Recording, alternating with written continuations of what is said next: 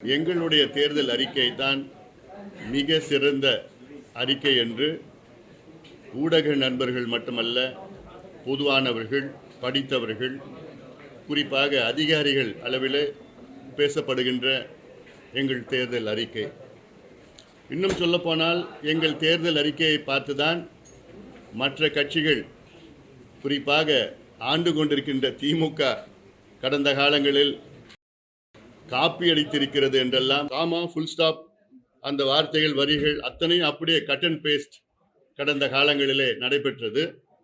ஆனாலும் அதுவும் எங்களுக்கு பெருமை. காரணம், ஆண்ட கட்சிகள், ஆளுகின்ற கட்சிகள் எல்லாம் எங்கள் தேர்தல் அறிக்கை அவர்கள் இவ்வளோ காலத்துக்கு பிறகும் அதை இன்னும் பாடங்களை கற்றுக்கொண்டு இருப்பது, அதுவும் எங்களுக்கு பெருமை. ஒரு தேர்தல் அறிக்கை என்பது அந்த கட்சிக்கும் மக்களுக்கும் ஒரு பந்தத்தை ஏற்படுகின்ற ஒரு செயல். தேர்தல் அறிக்கை என்பது தேர்தல் கட்சிகள் மக்களுக்கு கொடுக்கின்ற ஒரு சத்தியம். இது புனிதமான ஒன்று. ஆனால் ஒரு சில கட்சிகள் ஏதோ ஒரு தேர்தல் அறிக்கை ஒரு சடங்காக அது மட்டும் பார்த்து அந்த தேர்தல் முடித்த பிறகு அதை மறந்து விடுகின்ற சூழல்.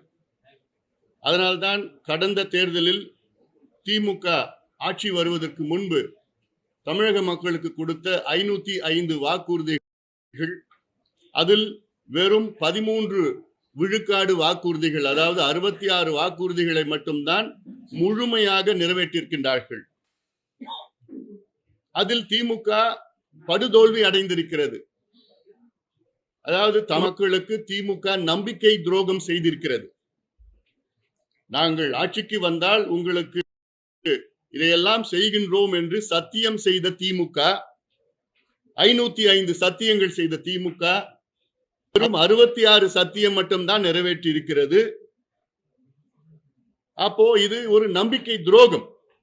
மீண்டும் அந்த நம்பிக்கை துரோகத்தை செய்ய துடித்துக் கொண்டிருக்கிறது திமுக.